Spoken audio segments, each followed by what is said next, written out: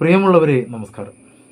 90കളിലെ നായക നടിയായിരുന്ന, അതായത് മോഹൻലാലിൻ്റെ ധനം എന്ന സിനിമയിലും സിദ്ദിഖ് ലാൽ സംവിധാനം ചെയ്ത കാബൂളിവാലയിലും ഹീറോയിനായിട്ട് അഭിനയിച്ച് പിന്നീട് ബാബു ആൻ്റണിയുമായി പ്രണയത്തിലാവുകയും പ്രണയം തകർന്നപ്പോൾ ആത്മഹത്യക്ക് ശ്രമിക്കുകയും ചെയ്ത ചാർമിളക്ക് സിനിമയിൽ 28 പേരിൽ നിന്നും മോശം പ്രവൃത്തി നേരിടേണ്ടി വന്നിട്ടുണ്ടെന്ന് ഒരു ചാനലിന് കൊടുത്ത അഭിമുഖത്തിൽ തുറന്നു പറഞ്ഞിരിക്കുന്നു. അർജുനൻ പിള്ളയും 5 മക്കളും എന്ന സിനിമയുടെ ഷൂട്ടിനിടയിലാണ് ഖേദകരമായ സംഭവങ്ങൾ ഉണ്ടായത്. ആ സിനിമയുടെ പ്രൊഡ്യൂസറും അയാളുടെ കൂട്ടുകാരും ചേർന്ന് ചാർമിളയെ റേപ്പ് ചെയ്യാൻ വന്നെന്നും പല നടന്മാരടക്കം പലരും തന്നോട് വളരെ മോശമായി പെരുമാറിയിട്ടുണ്ടെന്നും ചാർമിള പറഞ്ഞു. താൻ സഹകരിക്കുമോ എന്ന് സംവിധായകൻ ഹരിഹരൻ നടൻ വിഷ്ണുവിനോട് ചോദിക്കുകയും ഇല്ല എന്നറിഞ്ഞപ്പോൾ പരിണയം എന്ന സിനിമയിൽ നിന്നും തന്നെ ഒഴിവാക്കിയതായും ചാർമിള പറയുകയുണ്ടായി. അടുത്ത വിവാദം സീരിയൽ രംഗത്ത് നിന്നാണ്.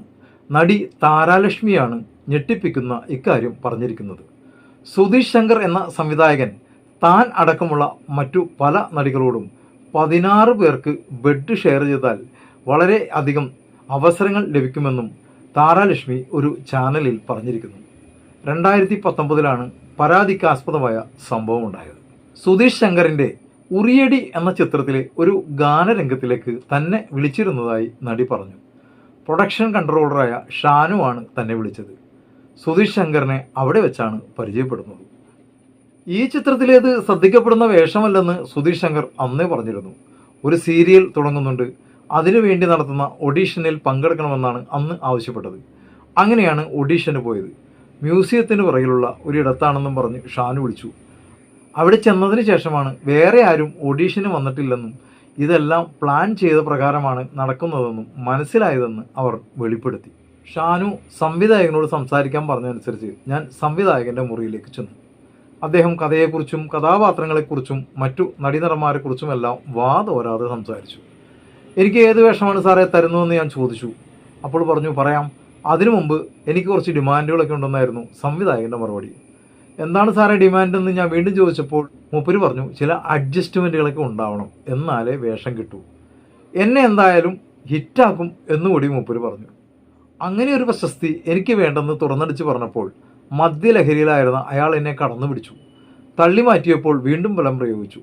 അയാളെ തള്ളി മറിച്ചിട്ടിട്ട് അവിടെ നിന്നും രക്ഷപ്പെടുകയായിരുന്നു.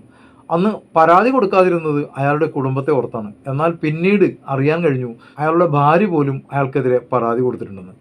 സ്വന്തം യൂട്യൂബ് ചാനലിലൂടെ ഇക്കാര്യം തുറന്നു പറഞ്ഞപ്പോൾ നിയമപരമായി മുന്നോട്ട് പോകാനാണ് എല്ലാവരും പറഞ്ഞതെന്നും നടി പറയുകയുണ്ടായി. പ്രത്യേക അന്വേഷണ സംഘത്തിന് മുന്നിൽ മൊഴി നൽകാൻ താൻ തയ്യാറാണെന്നും അവർ പറയുന്നു. ഒത്തിരി വിവാദങ്ങളുമായി പല എക്സ്ട്രാ നടികളും വരുന്നു. ചിലരുടെ ശരിയാവുന്നു, ചിലരുടെ ശരിയാവുന്നില്ല. കാരണം ഈ കാര്യങ്ങൾ പറഞ്ഞു വരുന്നതിലും പതിരുകളുണ്ടാകാം. ഇനി എന്തൊക്കെ ഉണ്ടാക്കിക്കൊണ്ട് വന്നാലും കോടതിയിൽ ചെല്ലുമ്പോൾ തെളിവുകൾക്കാണ് പ്രാധാന്യം. തെളിവുകൾ ഉണ്ടായിട്ട് വരെ കേസിൽ നിന്നും നിയമത്തിൻ്റെ നൂൽപ്പഴുതുകളിലൂടെ രക്ഷപ്പെടുന്ന പലരുമുണ്ട്.